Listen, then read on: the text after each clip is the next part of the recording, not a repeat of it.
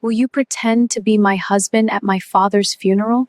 Will you pretend to be my husband at my father's funeral?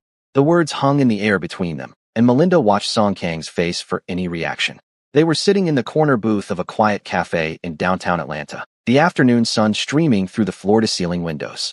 His coffee sat untouched in front of him, steam rising in lazy spirals as he studied her with those dark, unreadable eyes. He didn't laugh. He didn't look shocked. He simply tilted his head slightly, the way he always did when he was considering something carefully. Your father's funeral. Yes. Melinda's hands were clasped so tightly in her lap that her knuckles had gone white. I know how this sounds. I know we barely know each other, but I'm desperate, and you're the only person I could think of who might actually say yes. Why would you need a pretend husband at a funeral? His voice was calm, measured, with just the slightest hint of a Korean accent softening his words. She took a shaky breath. Because my family will eat me alive if I show up alone. My father was the only one who ever defended me, who told them to leave me alone about not being married, about focusing on my career. Now he's gone and I have to face all of them. My mother, my aunts, my sister who got married at 23 and has 3 kids.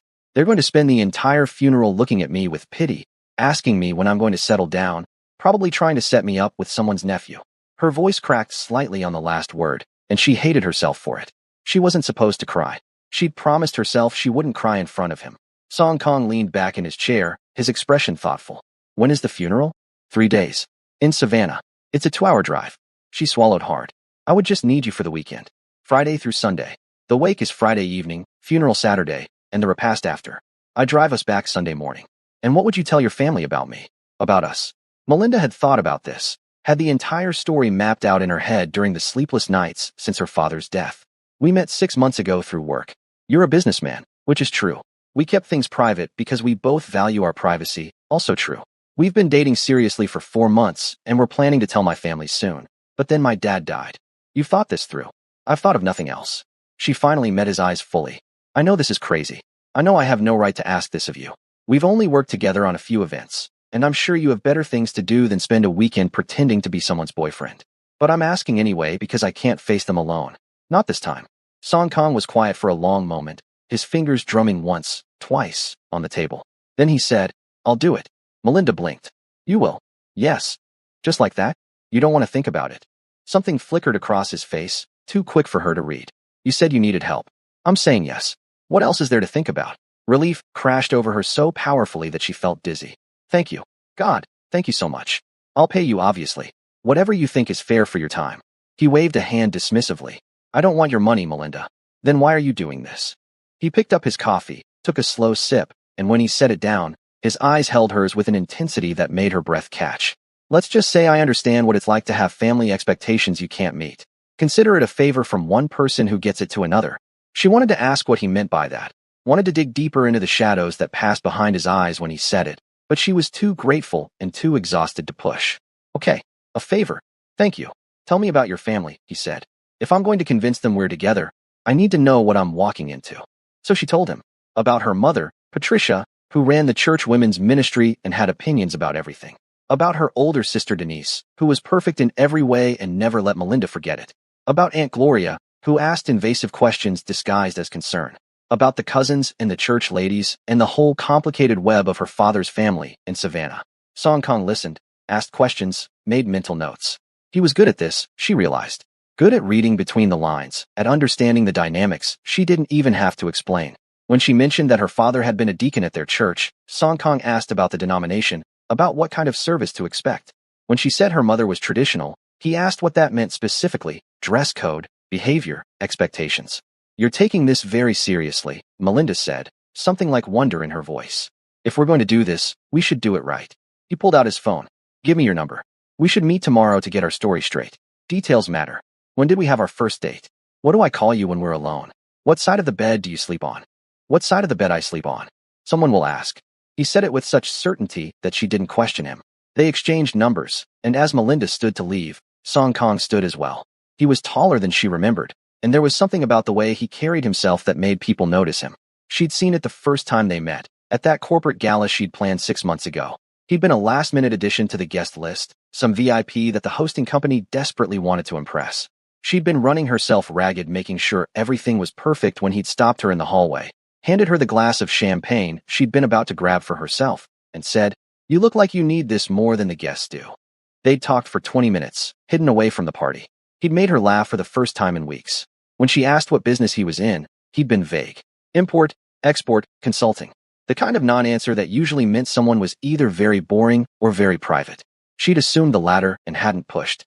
Now, standing in this cafe with him agreeing to this insane plan, she wondered again what exactly Song Kong did that made him so comfortable with deception. "Melinda," he said as she turned to go. "One more thing." She looked back at him. "I'm sorry about your father."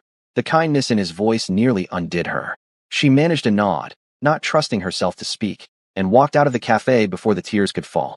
If you're already hooked by this story, do me a favor and hit that like button. Drop a comment telling me if you think Melinda is making the right choice trusting Song Kong. And subscribe because this story is about to get intense. Now back to what happened next. What Melinda didn't know as she drove home that evening, her mind already racing with relief and logistics, was that Song Kong had been waiting for an opportunity like this. Not the funeral, not her father's death. He wasn't that cruel. But a reason, any reason, to get closer to her, to be let into her world in a way that wouldn't raise her suspicions. He'd noticed her long before that gala 6 months ago. She'd been walking out of a building he'd been watching, laughing with a colleague, her head thrown back unselfconsciously.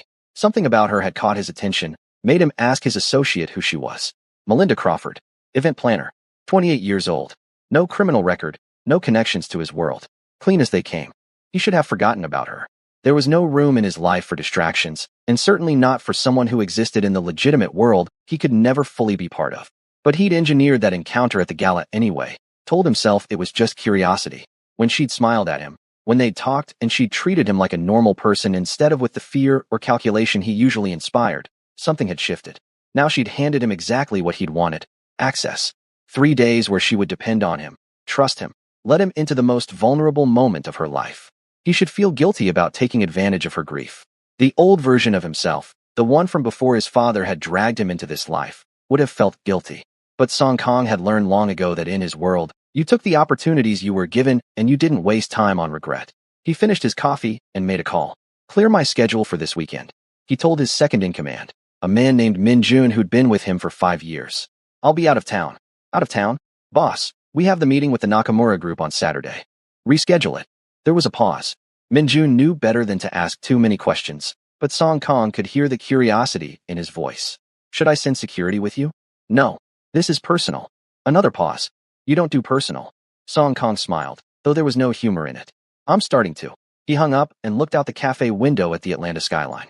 Somewhere out there, Melinda was probably already second-guessing her decision, wondering what she'd just gotten herself into. She had no idea that the man she'd asked to play her husband ran one of the most sophisticated criminal organizations on the East Coast. That his import-export consulting was a front for operations that would terrify her if she knew the details. She thought he was just a successful businessman who understood family pressure. Let her keep thinking that. Let her feel safe with him this weekend. There would be time later for truth, after he'd figured out why he couldn't get her out of his head, why the thought of her facing her grief alone had made him agree to this without hesitation. His phone buzzed. A text from Melinda. "Thank you again. I know this is weird, but I really appreciate it. See you tomorrow?" He typed back, "See you tomorrow." And Melinda? "Stop thanking me. What are fake husbands for?" She sent back a laughing emoji, and he found himself smiling at his phone like a fool. Min Jun would have told him he was being reckless. His father would have told him he was being weak, letting a woman distract him from business. They'd both be right. But Song Kong had spent the last 10 years of his life doing exactly what was expected of him, building an empire he'd never wanted, becoming the man his father had demanded he become. Maybe it was time to be reckless. Maybe it was time to want something just for himself. Consequences be damned. He finished his coffee and left the cafe, already planning for a weekend that would either be the best decision or the worst mistake he'd ever made. Have you ever done something crazy for someone you barely knew? Drop a comment and let me know. And if you're not subscribed yet, what are you waiting for? Hit that subscribe button because this is just the beginning. The next afternoon, Melinda met Song Kong at Piedmont Park. She'd suggested somewhere neutral, somewhere that didn't feel as heavy as her apartment or as formal as his office. They sat on a bench overlooking the lake, the late October sun warm on their faces despite the cooling air. She brought a notebook, bullet points already written out for their cover story. "You're very organized," Song Kong observed as she flipped it open. "It's what I do for a living. Plan things, make sure all the details line up." She clicked her pen. "So, our story. We met at the Hastings Corporation Gala in April. You were there as a guest. I was running the event. We talked. You asked for my number. I said no because I don't date clients. Why did you say no? He was leaning back, one arm stretched across the back of the bench, completely relaxed. He wore jeans and a black sweater today, more casual than she'd ever seen him, and somehow it made him even more attractive. She forced herself to focus. Because mixing business and personal life is messy, but you were persistent. You sent flowers to my office the next day with a note that just said, "Not a client yet." Smooth, he said with a slight smile. I like this version of me. 2 weeks later, we ran into each other at a coffee shop. You said it was fate. I said it was a coincidence. You asked me to dinner. I said yes, but only if we went somewhere I'd never been before, somewhere you couldn't have planned. And where did we go? That Korean barbecue place in Buford. The one that doesn't take reservations. She'd thought about this carefully. Somewhere real enough that if anyone checked, it would exist, but casual enough that there'd be no record of them. Song Kang's smile widened. You've been there? Once, for a friend's birthday. The food was incredible. It is. My parents used to take me there when I was younger, when we first moved to Atlanta. Something softened in his face when he said it. A glimpse of something real beneath the careful composure. That's a good choice. What happened after our first date?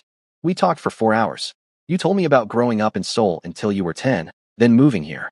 I told you about Savannah, about growing up in a big family where everyone knew everyone's business.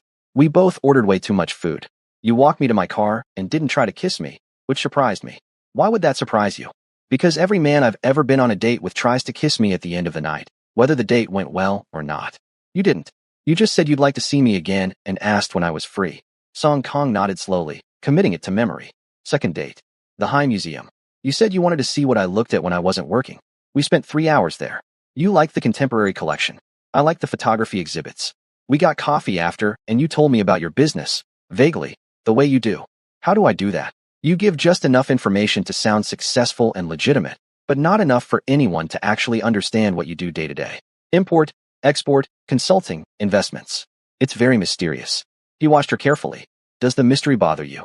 Should it? I'm asking if it does. Melinda looked down at her notebook, at the careful list of dates and details she'd fabricated. In this story, I decided that everyone's entitled to their privacy. You asked about my work. You listened when I talked about difficult clients or successful events.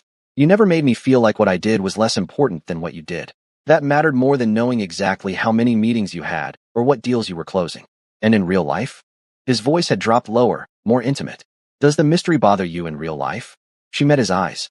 I don't know you well enough in real life for it to bother me. Yet you trust me enough to bring me to your father's funeral. I trust you enough to pretend to be my boyfriend for a weekend. That's not the same thing as really trusting you. Something flickered in his expression, but he nodded. Fair enough. Continue with our story. They spent another hour building the narrative. Third date at a rooftop restaurant, where he'd finally kissed her. Fourth date at his apartment, where they'd cooked dinner together and she'd learned he was surprisingly good in the kitchen. The relationship developing over summer, becoming more serious in early fall. The conversation a month ago where they'd both admitted this was becoming something real, something that could last. We haven't said I love you yet, Melinda said, making a note. 4 months is too soon for my family to believe that, and it would create expectations about engagement. Agreed. But we've talked about future. I've mentioned wanting to meet your family properly, not just at a funeral. And I've been nervous about it because I knew they'd be a lot. Were you planning to introduce me to your father? Song Kang asked quietly. The question caught her off guard.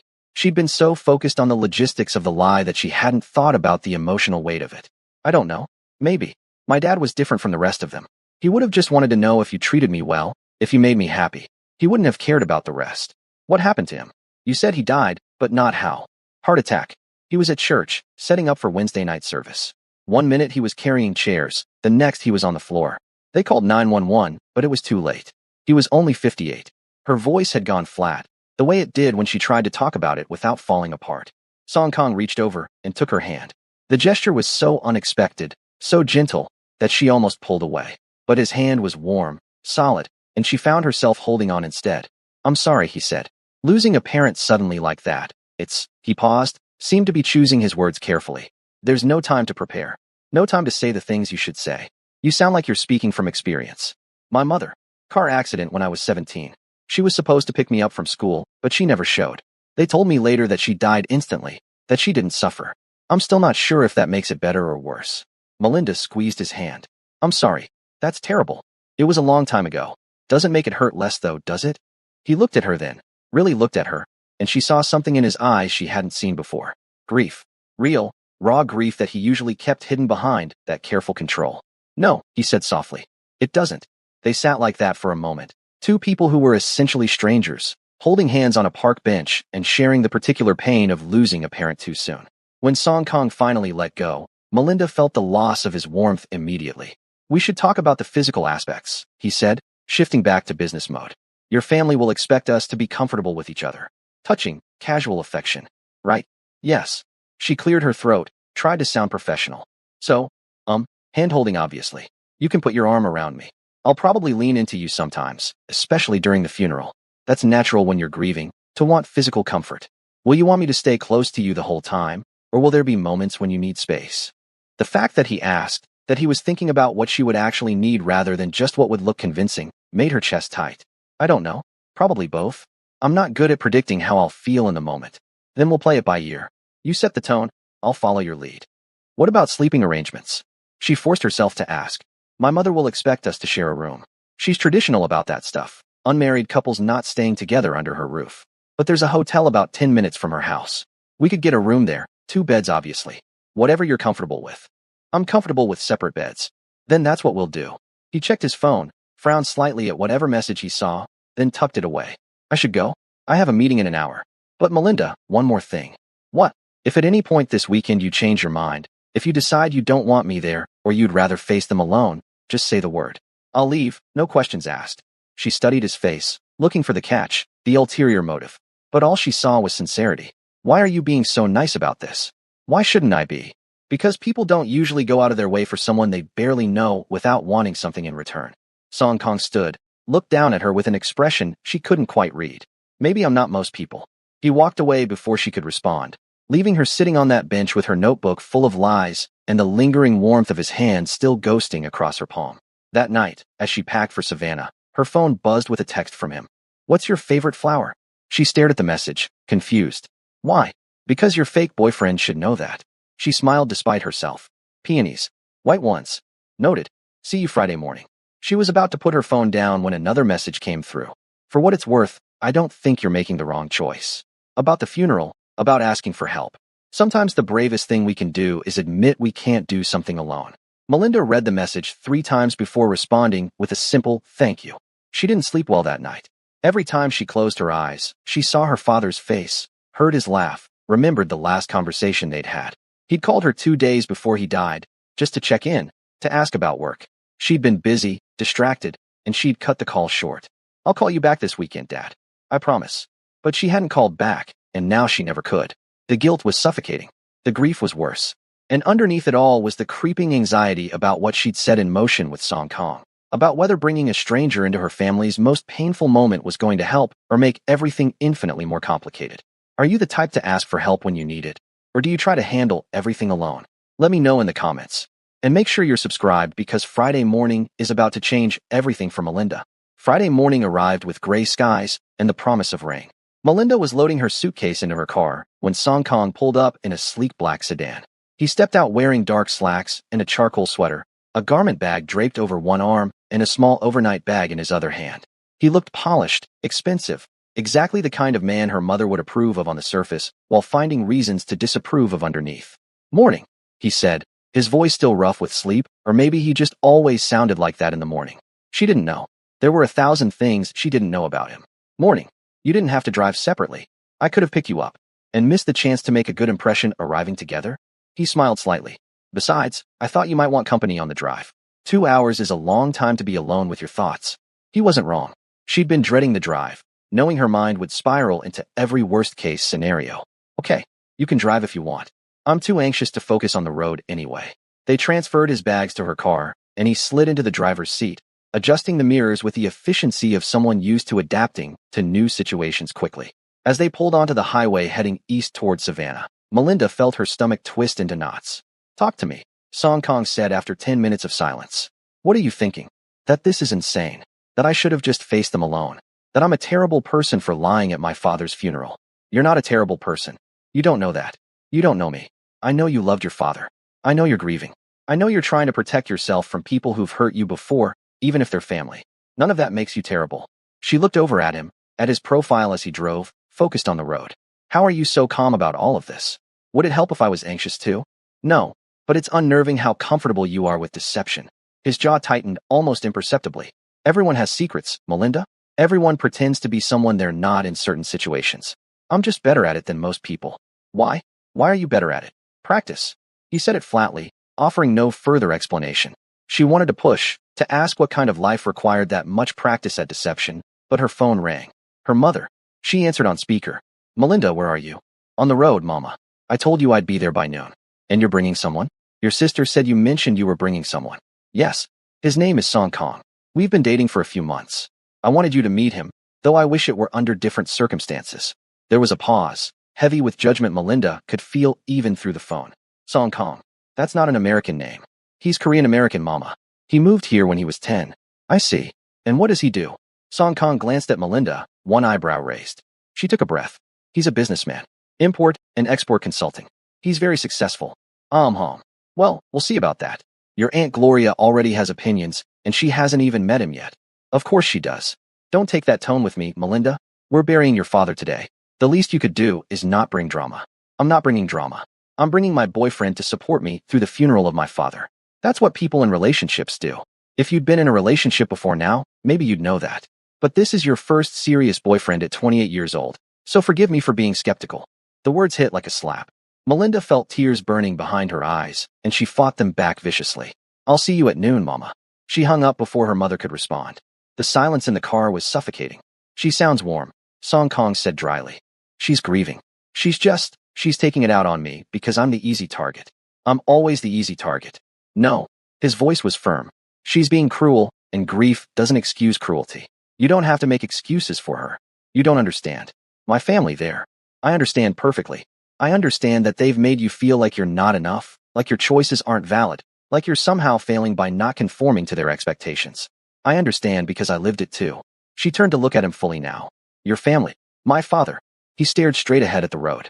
After my mother died, he became obsessed with legacy, with building something that would last. He had very specific ideas about who I should be, what I should do, how I should live. When I didn't measure up, when I made choices he didn't approve of, he made sure I knew I was a disappointment. I'm sorry. Don't be. I'm just saying I recognize what you're dealing with. And I'm saying you don't deserve it. Melinda felt something crack open in her chest, some wall she'd been holding up for so long she'd forgotten it was there. Thank you, she whispered. They drove in silence for a while after that, but it was a different kind of silence. Comfortable, almost. Like they'd crossed some invisible line from strangers to something else, something she didn't have a name for yet. When they stopped for coffee an hour outside Savannah, Song Kong handed her a small box as they got back in the car. What's this? Open it. Inside was a delicate silver necklace with a small pendant, a tiny peony rendered in white enamel. Her breath caught. You said white peonies were your favorite. I thought you might want something to wear this weekend. Something that's yours, something real in the middle of all the pretending. She stared at the necklace, then at him. Song Kong, this is too much. This is expensive, and we're not really together, and it's a gift. Accept it or don't, but please stop calculating its worth. Some things don't have transactions attached. She carefully lifted the necklace from the box. Will you help me put it on? He fastened it around her neck, his fingers brushing against her skin, and she shivered. When she looked at herself in the mirror, the pendant sat right at her collarbone, delicate and perfect. Thank you, she said, touching it gently. Really, thank you. You're welcome. By the time they pulled up to her mother's house in Savannah, the rain had started. The house looked exactly as she remembered, a modest two-story with a wraparound porch and a garden her father had meticulously maintained. There were already several cars in the driveway, family arriving early to help with preparations. Ready? Song Kong asked. No, but let's do this anyway. He came around to her side of the car, took her hand as they walked up to the porch. The front door opened before they could knock, and there was her sister Denise, perfect as always in a black dress with her hair in a sleek bun, her 3 kids visible behind her in the hallway. Melinda. Denise's eyes went immediately to Song Kong, assessing him in the way she assessed everything, looking for flaws. And this must be your mysterious boyfriend. Song Kong, this is my sister Denise. Denise, this is Song Kong. He extended his hand with a warm smile. It's nice to meet you, Denise. I'm sorry it's under these circumstances. Denise shook his hand, her expression carefully neutral. Yes, well, come in. Mama's in the kitchen. She'll want to meet you. They stepped inside and Melinda was immediately hit with the smell of her childhood. That particular combination of her mother's cooking and the lavender potpourri she kept in bowls throughout the house. The living room was already filling with people, cousins and aunts and family friends, all dressed in black, all speaking in hushed voices. Several heads turned as they entered. Melinda felt their eyes on her, on Song Kong. felt the weight of their judgment and curiosity. Lord have mercy, a voice said from the kitchen doorway. Aunt Gloria, resplendent in a black dress with a hat that belonged in a different era. Melinda finally brought a man home. I never thought I'd see the day. Hi, Aunt Gloria. Melinda forced a smile. Gloria's eyes raked over Song Kong with undisguised interest. And who is this handsome young man? This is Song Kong, my boyfriend. Boyfriend. Gloria said it like she was testing the word. And how long have you two been seeing each other? For months, Song Kong said smoothly, his arm sliding around Melinda's waist in a gesture that looked completely natural. Though it feels longer. When you know, you know. Gloria's eyebrows rose. Indeed. And what do you do, Song Kong? I'm an international business consulting. Import-export, primarily with Korean and American markets. That sounds lucrative. I do well enough. His smile was modest, perfect. But more importantly, your niece here runs circles around me when it comes to work ethic. I've seen her pull off events that would make a military general weep. She's extraordinary. Melinda felt her face heat. He was laying it on thick, but God help her, it was working. Aunt Gloria looked almost impressed. Melinda, her mother's voice cut through the room. Patricia Crawford stood in the kitchen doorway, smaller than Melinda remembered, her face drawn with grief but her spine straight.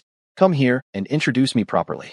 They crossed the room, and Melinda's mother studied Song Kong with sharp eyes that missed nothing. Mama, this is Song Kong. Song Kong, my mother, Patricia. Mrs. Crawford. He took her hand gently, his voice respectful. I'm so sorry for your loss. From what Melinda has told me, your husband was a remarkable man. Patricia's expression softened just slightly. He was. Did you ever meet him? No, ma'am, I didn't have that privilege. Melinda and I were planning to visit next month so I could meet him properly. I regret that I'll never get that chance. It was the perfect thing to say, and Melinda saw her mother's eyes glisten with fresh tears.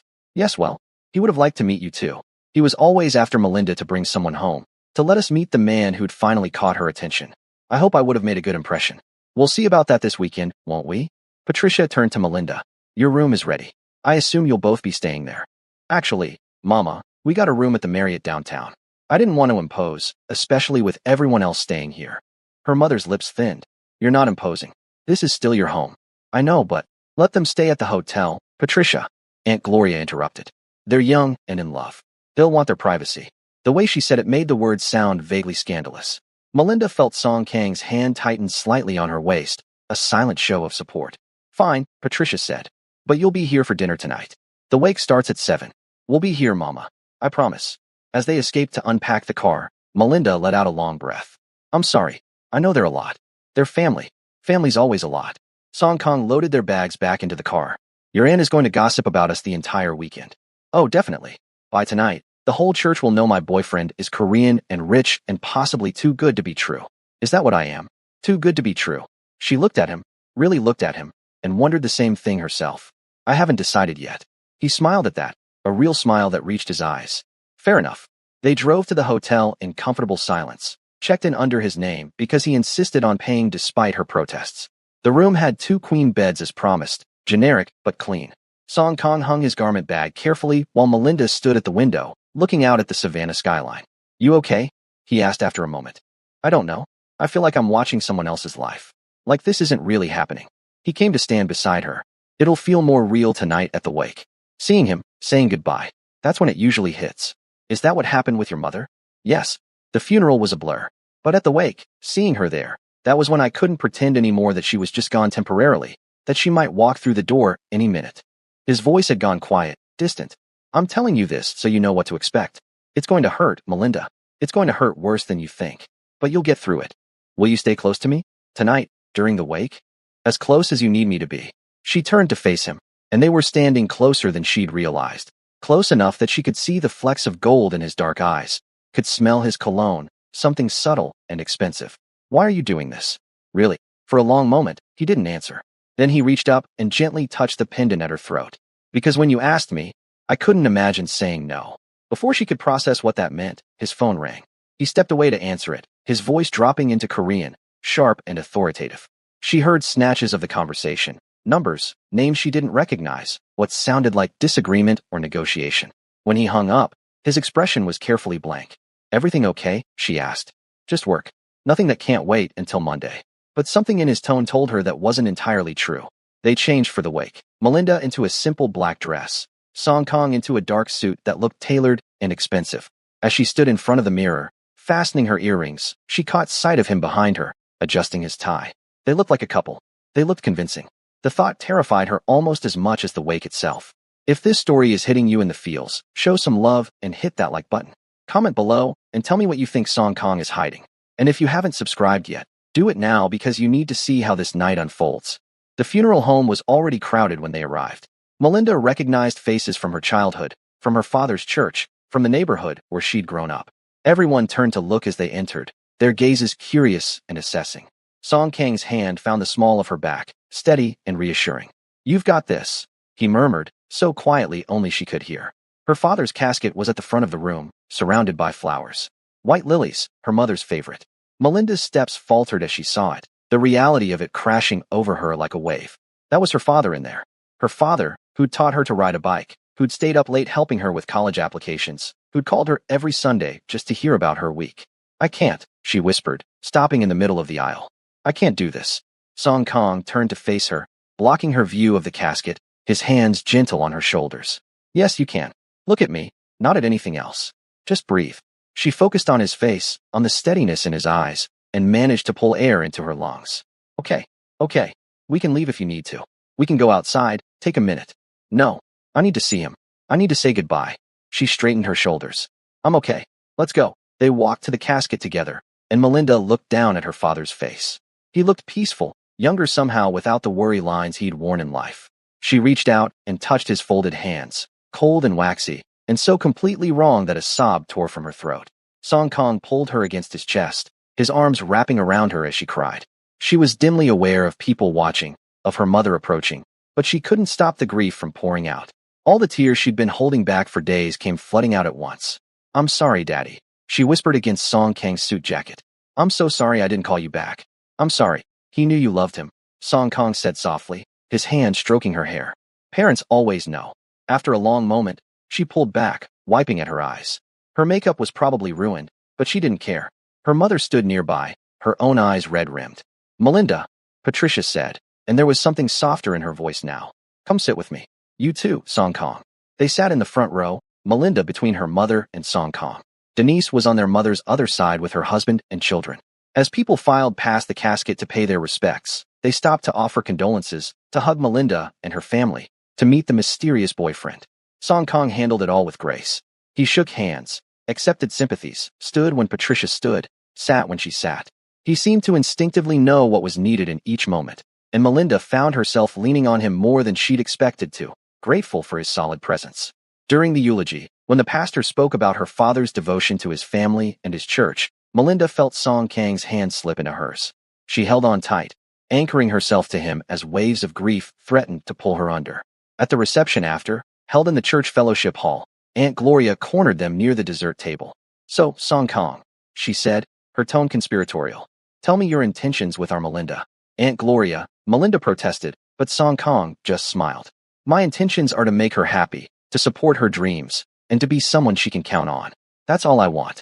"And marriage? Children? Are those in your plans?" "If Melinda wants those things, then yes. But we're taking our time, getting to know each other without pressure. We both believe in building a foundation first." It was exactly the right answer. Gloria nodded approvingly. "Smart man. Too many young people rush into things these days. Though 4 months isn't that long, is it? Sometimes 4 months is enough to know something is right. Sometimes it takes years. We're figuring it out as we go." He looked at Melinda as he said it, and something in his gaze made her breath catch. Later, as the reception was winding down, Melinda stepped outside for air. The rain had stopped, leaving everything smelling fresh and clean. She stood on the church steps, looking up at the stars beginning to emerge in the darkening sky. She heard footsteps behind her and turned to find Song Kang, 2 cups of coffee in his hands. "Thought you might need this," he said, handing her one. "Thank you. And thank you for today. For all of this. You were perfect in there." "I wasn't trying to be perfect. I was just trying to be what you needed." She sipped her coffee, studying him in the dim light from the church windows. "Can I ask you something?" "Anything." "Earlier, on that phone call, that wasn't just work, was it? Something's going on that you're not telling me." His jaw tensed. For a long moment, she thought he wouldn't answer. Then he set his coffee down and turned to face her fully. "You're right. There are things about my life, about my work, that I haven't told you. Things that if you knew, you might not have asked me here this weekend." Her heart started pounding. "What kind of things?" "The kind that would scare you. The kind that make me wonder if I'm doing the right thing by being close to you at all." "You're scaring me now." I know, and I'm sorry for that. But Melinda, I need you to understand something. He stepped closer, his voice intense. Everything I've said to you this weekend, every moment we've shared, that's been real. More real than anything in my life has been for a long time. I don't understand. What are you saying? Before he could answer, the church doors opened and Denise appeared. Melinda, Mama's asking for you. She wants to go over the arrangements for tomorrow. The moment shattered. Song Kong stepped back, his expression shuddering closed again. Go. Your family needs you. Melinda wanted to push, to demand answers, but Denise was waiting and her mother was grieving, and this wasn't the time. We're not done with this conversation. I know. The rest of the evening passed in a blur of logistics and family obligations. By the time they got back to the hotel room, it was nearly midnight and Melinda was exhausted in every possible way. She changed into pajamas and collapsed onto her bed. Today was the hardest day of my life, she said into the darkness. Tomorrow will be harder, Song Kong replied from his bed. But I'll be there. Why? Why do you care so much? Silence. Then, because 6 months ago, I saw you laughing outside a building, and something in me recognized something in you. I've been trying to find a reason to talk to you ever since. When you asked me to come this weekend, it felt like fate was finally giving me my chance. Melinda rolled over to look at him. In the dim light from the window, she could just make out his profile. You've been thinking about me for 6 months? Longer. Since before the gala. I engineered that meeting, made sure I'd be introduced to you. I told myself it was just curiosity. But curiosity doesn't keep you up at night. Curiosity doesn't make you agree to pretend to be someone's husband at their father's funeral. Her heart was hammering now. What does? I think you know. She did know. She'd known since that moment on the church steps, maybe even before. Whatever was happening between them had stopped being pretend somewhere along the way, had become something real and terrifying and impossible to ignore. Song Kong, what do you do? Really? Do you really want to know? Because once I tell you, you can't unknow it. And everything changes.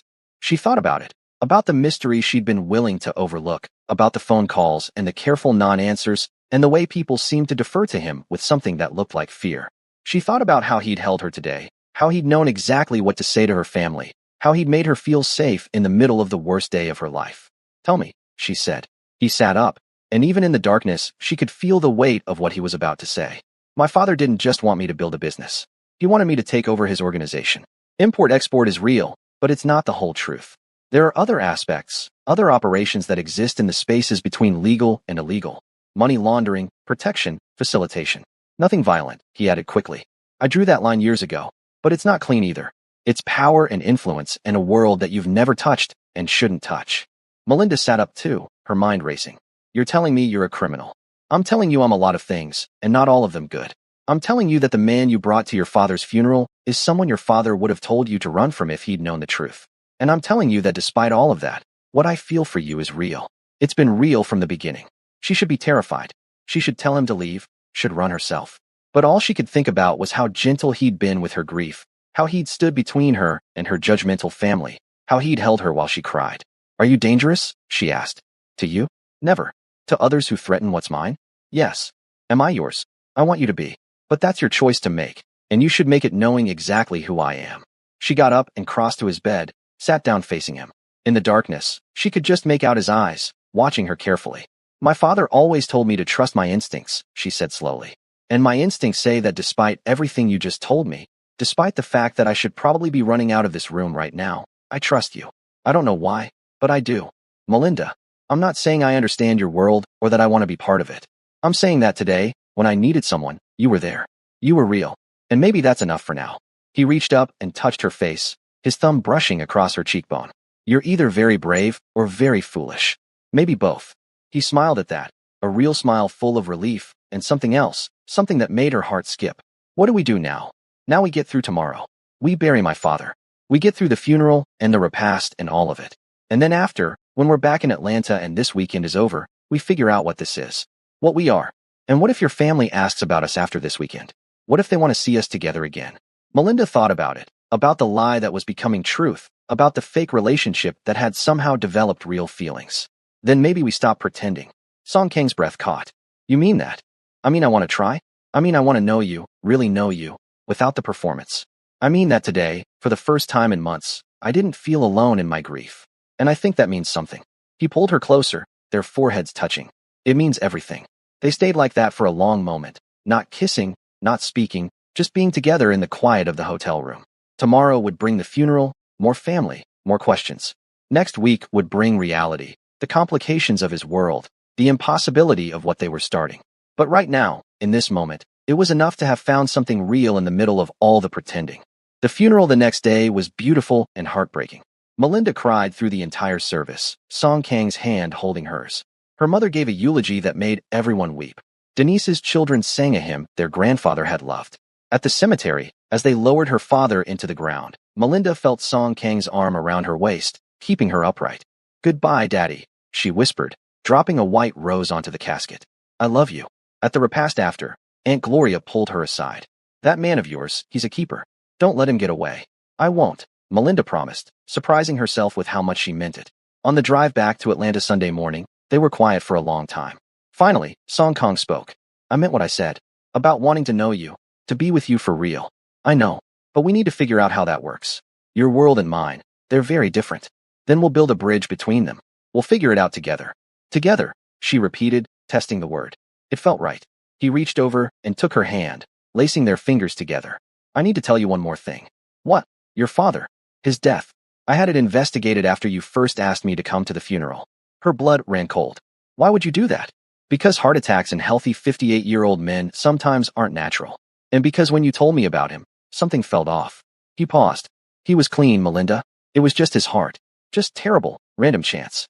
But I needed to make sure no one had hurt him, that his death wasn't connected to anything or anyone dangerous." She didn't know whether to be angry or touched that he'd gone to such lengths. "You investigated my father's death. I wanted to protect you, even from a distance. Even before you knew, I wanted to protect you. That's either really romantic or really creepy. I haven't decided which." He smiled slightly. "Take your time deciding. We've got time now." They drove in silence for a while longer, the Atlanta skyline appearing on the horizon. As they got closer to the city, to reality, to whatever came next, Melinda felt both terrified and hopeful. "Song Kang. Yes. Thank you for this weekend. For everything. Thank you for trusting me with it." 3 months later, Melinda brought Song Kang back to Savannah for Sunday dinner. This time, there was no pretending. Her mother still had questions, Aunt Gloria still had opinions, and Denise was still skeptical about the whole thing. But when Song Kang helped Patricia clear the table without being asked, when he sat on the floor playing with Denise's kids, when he stood at Samuel Crawford's grave with Melinda and told her father's headstone that he'd take care of his daughter, something shifted. "He's good for you," Patricia told Melinda as they washed dishes together. "Your father would have liked him." "I think so too, Mama. Is he really just an import-export?" Melinda thought about how to answer that, about the truth she now knew and had chosen to accept. "He's in business, and he's good at what he does. That's enough for me." Patricia studied her daughter's face and seemed to find what she was looking for. "Then it's enough for me too." That night, as they drove back to Atlanta, Song Kang asked, "Any regrets?" "About what?" "About that day you asked me to pretend to be your husband." Melinda looked at the man beside her, the man who'd started as a desperate solution and become something so much more. "Not a single one." He smiled and reached for her hand. "Good. Because I'm planning to make that pretend title real someday, if you'll let me." "Someday," she agreed, her heart full. "But let's take our time getting there. We've got all the time in the world." And for now, that was enough. More than enough. It was everything. So what do you think? Did Melinda make the right choice trusting Song Kang? Would you have done the same thing in her position? Drop your thoughts in the comments below. And if you love this story, make sure you hit that like button and subscribe to this channel for more intense, emotional stories that'll keep you hooked from start to finish. Thanks for watching, and I'll see you in the next story.